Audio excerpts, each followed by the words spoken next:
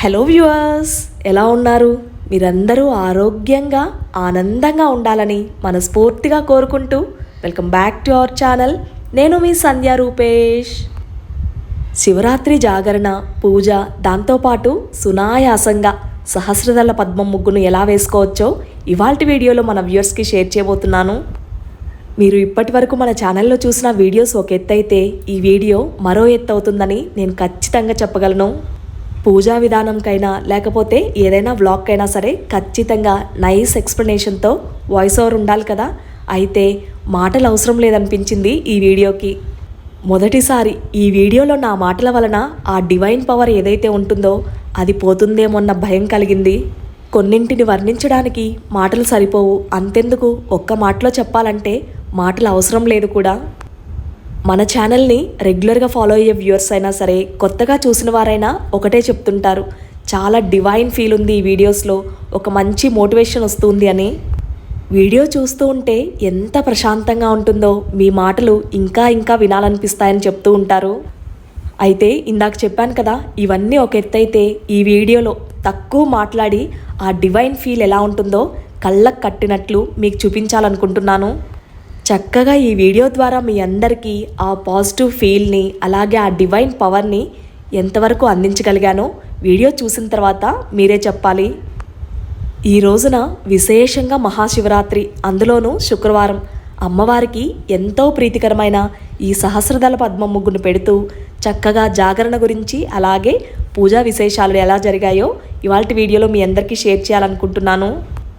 ముందుగా ఈ ప్రత్యేకమైన ముగ్గును గురించి చెప్పాలి. సహస్రదళ పద్మం ముగ్గును పెట్టడం అంటే ఎంత కష్టతరమో మనందరికీ తెలిసిన విషయమే.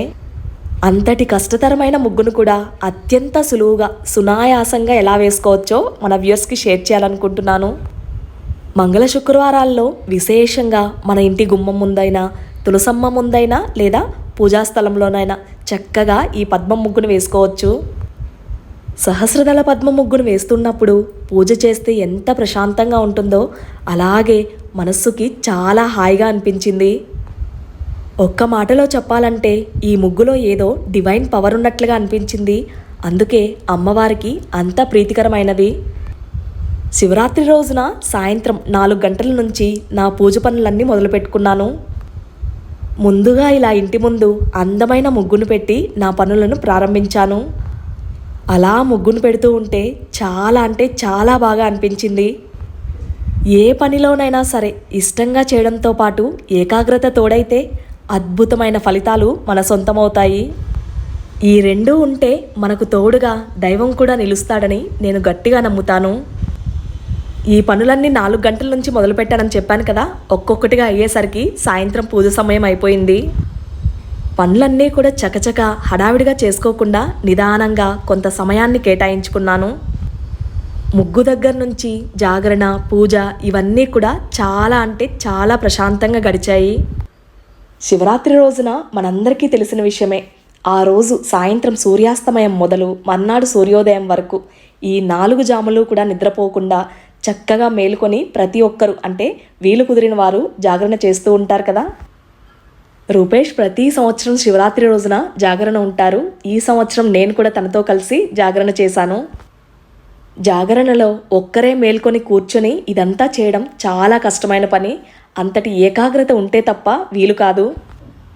మనం చూసినట్లయితే ఇంట్లో కుటుంబ సభ్యులు ఎక్కువ మంది ఉన్నా సరే లేకపోతే ప్రత్యేకంగా దేవాలయాల్లో ఈ శివరాత్రి రోజున జాగరణ చేస్తూ ఉంటారు. అలాంటప్పుడు సామూహికంగా కలిసి చేసుకుంటే చాలా మంచిది. అలా అయితే మనకు సులువుగా కూడా ఉంటుంది. అయితే ఇందాక చెప్పినట్లు ఇంట్లో చాలా తక్కువ మంది, అందులోనూ ఒక్కరిద్దరు ఉండాలంటే మరీ కష్టం. ఇదంతా ఆలోచించినప్పుడు నాకేమనిపించిందంటే ఈ శివరాత్రి రోజున చక్కగా మనం పూజకు సంబంధించిన పనులు చేసుకుంటూ కూడా జాగరణ చేసుకోవచ్చు, స్వామివారికి దగ్గరగా ఉండొచ్చు అని అనిపించింది. ముగ్గును పెట్టడం మొదలు ఇంట్లో పూజాలంకరణ, దీపారాధన, స్వామివారి స్తోత్రాలు, అర్చన, అభిషేకం వీటన్నింటితో సమయాన్ని గడిపితే కూడా స్వామివారికి దగ్గరగా ఉన్నట్లే. ఖచ్చితంగా చెప్పగలను, ఈ పనులన్నీ చేస్తున్నప్పుడు ఆ వ్యాపకంలో నిద్రను కూడా మర్చిపోతాము.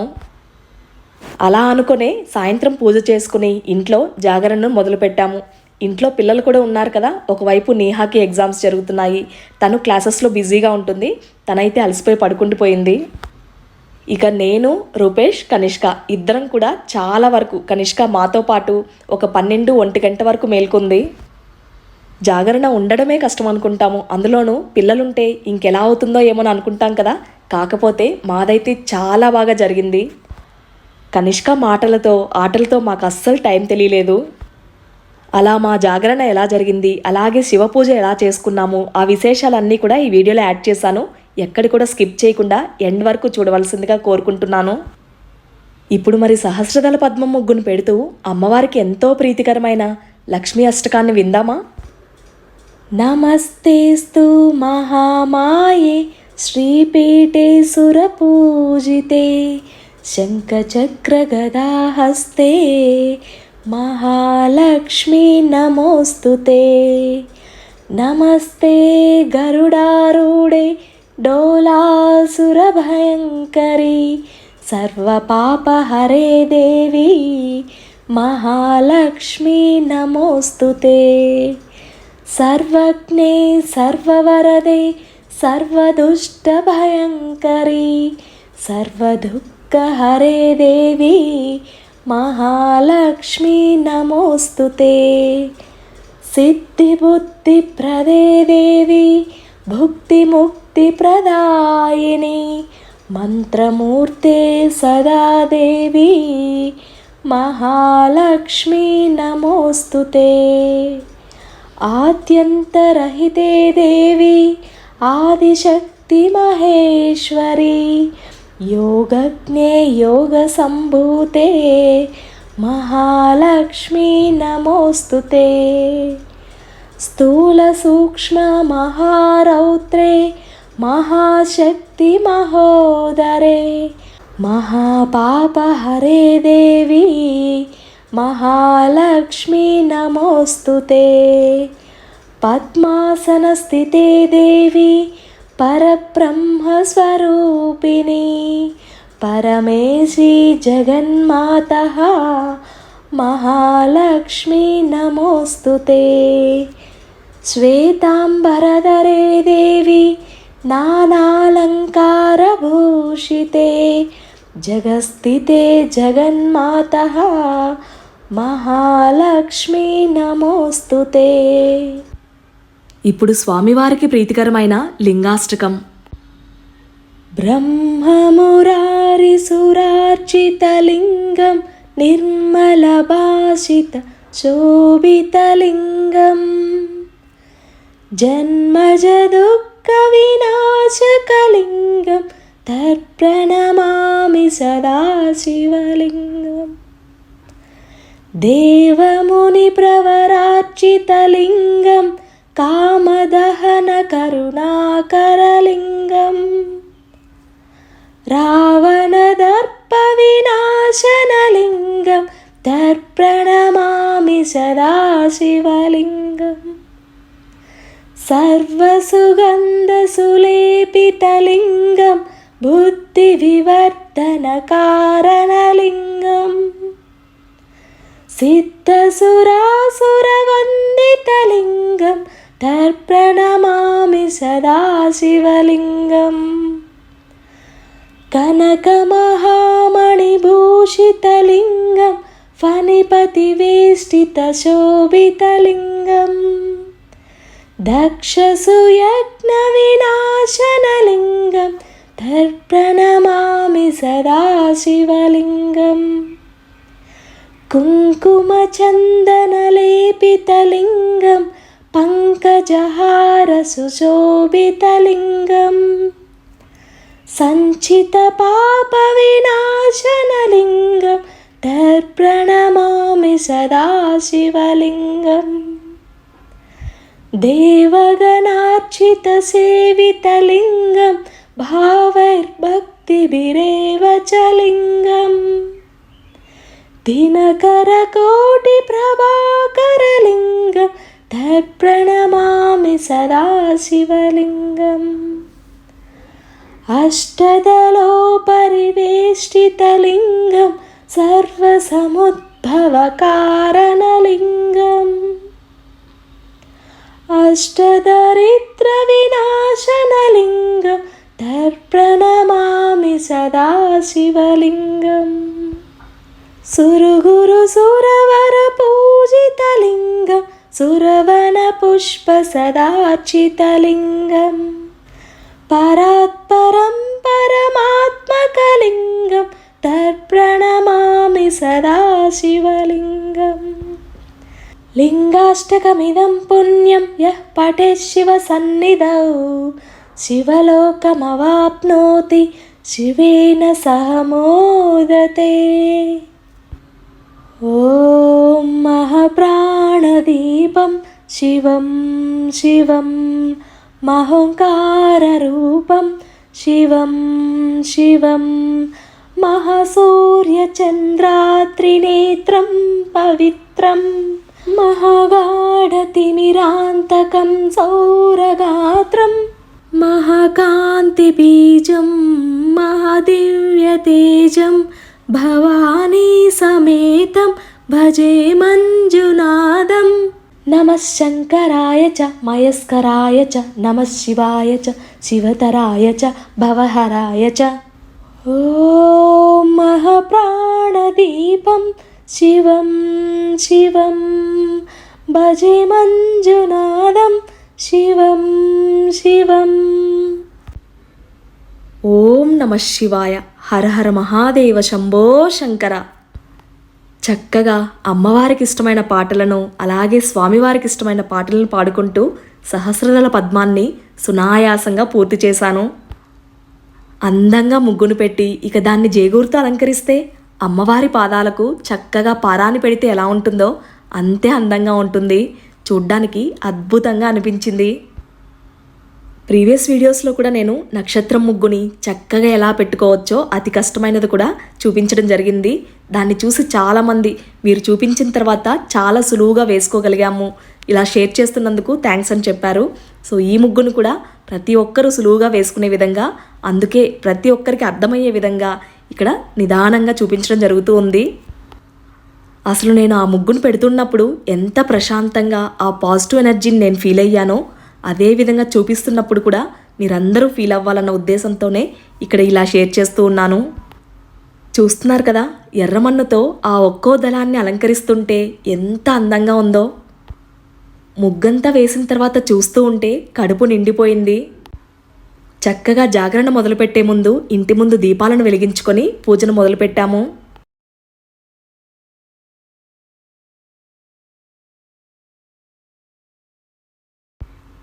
ఇక రాత్రి మేల్కొని ఉన్నాం కదా, మాతో పాటు కనిష్క కూడా ఉంది. ఒక్కసారిగా దేవుని గదిలోకి వెళ్ళి చక్కగా వాళ్ళ నాన్నకు కుంకుమ విభూది అలాగే నాకు కూడా ఇక్కడ పెడుతూ ఉంది.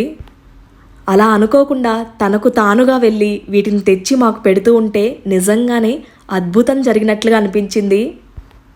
అలా కనిష్క మా నుదుటిపై కుంకుమ అలాగే విభూది పెడుతూ ఉంటే నిజంగా స్వామివారే వచ్చి ఇలా చేస్తున్నట్లుగా అనిపించింది.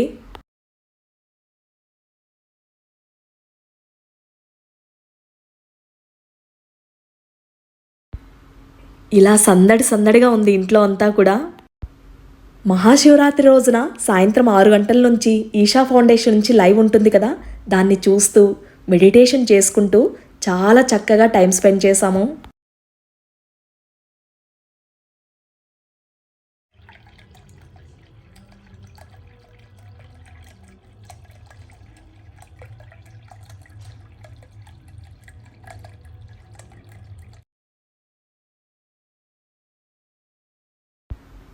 కొద్దిసేపు అలా కూర్చున్న తర్వాత ఇక్కడ మార్నింగ్కి ఉసిరికాయలు ఉంటాయి కదా, వాటన్నిటిని కట్ చేసి కొద్దిగా తేనె వేసి సోక్ చేసుకుంటూ ఉన్నాం అన్నమాట. ఇది ఇలా ఓవర్ నైట్ సోక్ చేసి నెక్స్ట్ డే మనం తీసుకోవాలి. తీసుకునే ముందు పెప్పర్ పౌడర్ ఉంటుంది కదా, మిరియాల పౌడర్, దాన్ని యాడ్ చేసి తీసుకుంటే ఇమ్యూనిటీ డెవలప్ అవుతుంది. ఇది చిన్నపిల్లల దగ్గర నుంచి పెద్దవాళ్ళు ఎవరైనా తీసుకోవచ్చు. ఇక్కడ చూస్తున్నారు కదా, లైవ్లో శంకర్ మహాదేవన్ గారు అలా పాడుతూ ఉంటే కనిష్క ఎంత బాగా ఎంజాయ్ చేస్తూ డాన్స్ చేస్తుందో. ఇలాంటి వాటి వలన మన పండుగల ప్రత్యేకతను అలాగే విశిష్టతను పిల్లలు కూడా మనతో పాటు తెలుసుకుంటారు. మనం పాటించడంతో పాటు పిల్లలకు మన సాంప్రదాయాలను నేర్పించడం కూడా చాలా అవసరం.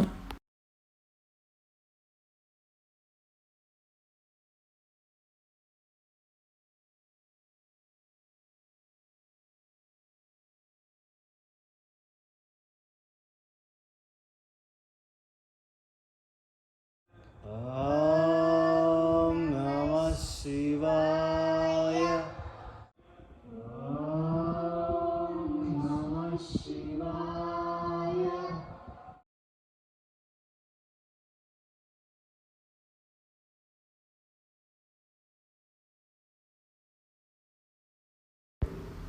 సరిగ్గా 12 గంటలకు లింగోద్భవ సమయానికి పూజకన్నీ కూడా ఏర్పాటు చేసుకుంటూ దీపారాధనకు సిద్ధం చేసుకుంటున్నాను.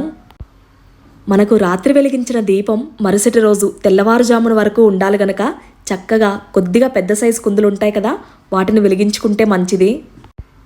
ఇక్కడ పీఠంపై ప్రత్యేకంగా స్వామివారికి వస్త్రాన్ని పరిచి దాని మీదుగా ఇలా దీపాలను ఏర్పాటు చేసుకోవడానికి తమలపాకులను పెట్టుకున్నాను.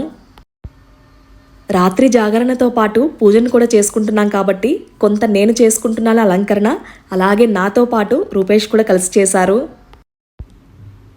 శ్రీ జ్ఞానప్రసూన్నాంబికా సమేత శ్రీ కాళహస్తీశ్వర స్వామివారికి అందమైన చామంతుల మాల, అలాగే అమ్మవారు ఉన్నారు కదా మన ఇంటి మహాలక్ష్మి, అలాగే లలిత అమ్మవారికి చక్కగా సువాసనభరితమైన మల్లెపూల మాలను వేసి అలంకరించాము. పూజా మందిరంలో మిగిలిన దేవతా విగ్రహాలను అలాగే చిత్రపటాలను మా వారు అలంకరిస్తున్నారు. తెల్లటి చామంతులను ఆ ప్రతిమలకు అలంకరిస్తూ ఉంటే చూడ్డానికి ఎంత అందంగా అనిపించిందో. ఇలా మహాశివరాత్రి రోజున ఇద్దరం కలిసి జాగరణ అలాగే పూజనాచరించడం నిజంగానే మా అదృష్టంగా భావించాము. కొంత సమయాన్ని మెడిటేషన్కి, కొంత సమయాన్ని స్వామివారి మంత్రోచ్చారణకు అలాగే ఇలా పూజకు కేటాయించుకున్నాము. ముందుగా సువాసనభరితమైన అగరబత్తులతో ఏకహారతిని వెలిగించి కామాక్షి అమ్మవారి దీపాన్ని వెలిగించాను. ఈరోజు వెలిగించిన దీపాలన్నీ కూడా మరుసటి రోజు మధ్యాహ్నం వరకు కూడా అలా వెలుగుతూనే ఉన్నాయి. ఇలాంటి విశేషమైన పండుగ రోజుల్లో కాస్తంత పెద్ద ప్రమిదలో నూనెను వేసి వత్తిని వేసి వెలిగించుకుంటే చాలాసేపు వెలుగుతాయి. మొదటిగా కామాక్షి అమ్మవారి దీపాన్ని వెలిగించిన తర్వాత స్వామి అమ్మవార్లకు ఇరువైపులా పెద్ద దీపపు కుందులను పెట్టుకున్నాను కదా, వాటిని కూడా వెలిగించుకున్నాము. విశేషమైన పూలలంకరణలో స్వామి అమ్మవార్లను చూడ్డానికి 2 కళ్ళు సరిపోలేదు, అంత అందంగా అనిపించింది ఆ రాత్రి. అసలు ఆ పసుపు చామంతుల మాలలో స్వామి అమ్మవార్లను చూస్తూ ఉంటే సాక్షాత్తు శ్రీకాళహస్తీశ్వరుడే అక్కడ కూర్చొని పూజలందుకున్నట్లుగా అనిపించింది.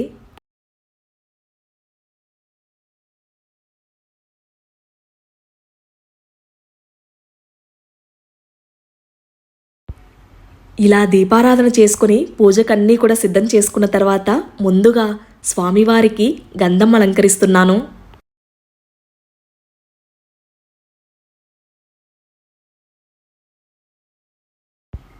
చక్కగా ఈ విధంగా గంధం కుంకుమలతో అలంకరించి స్వామివారికి మొదటగా ధూపాన్ని వేసి పూజలోకి ఆహ్వానించాము.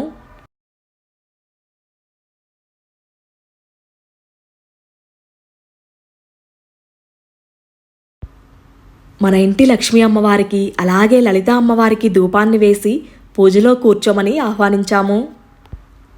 ఆ మల్లెపూల మాలల్లో అమ్మవార్లు చూడ్డానికి ఎంత అందంగా అనిపించారో అసలు. అమ్మవారి రూపాన్ని అలా చూస్తూ ఉండిపోవాలనిపించింది. ఒకవైపు పూల సువాసనలు, అగరబత్తి సువాసనలతో ముగ్ధ మనోహరమైన అమ్మవారి రూపాన్ని అలా చూస్తూ ఉండిపోయాము.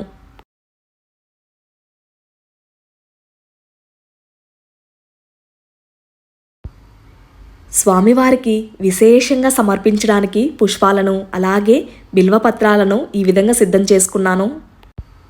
ఈ రోజున మహాశివరాత్రి రోజున స్వామి అమ్మవార్లకు కావాల్సిన పుష్పాలన్నింటినీ సాయంత్రం రూపేష్ వచ్చేటప్పుడు తీసుకొచ్చారు. పుష్పాలన్నీ కూడా తాజాగా సువాసనలు వెదజల్లుతూ ఉన్నాయి.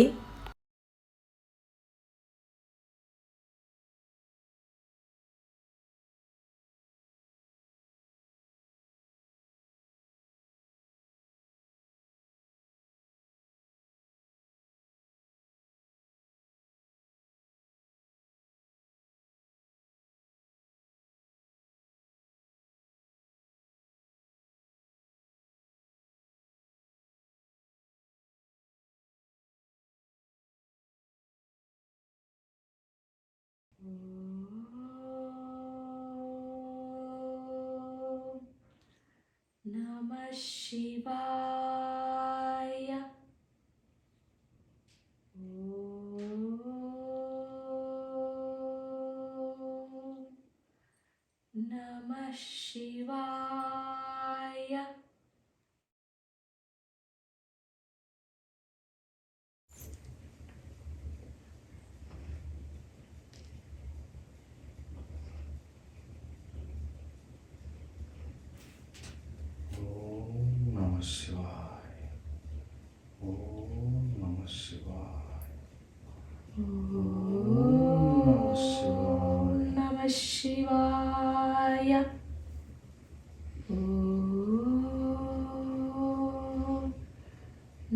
శివాయ.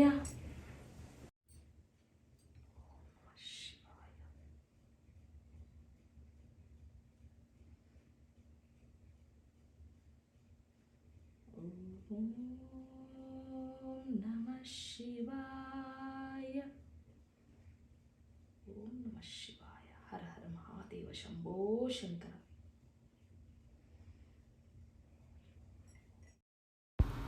స్వామివారిని మహాశివరాత్రి రోజున చక్కగా శుద్ధ జలంతో అలాగే తేనెతో అభిషేకించి కర్పూర నీరాజనాన్ని సమర్పించి మామిడి పండ్లను నైవేద్యంగా సమర్పించాము.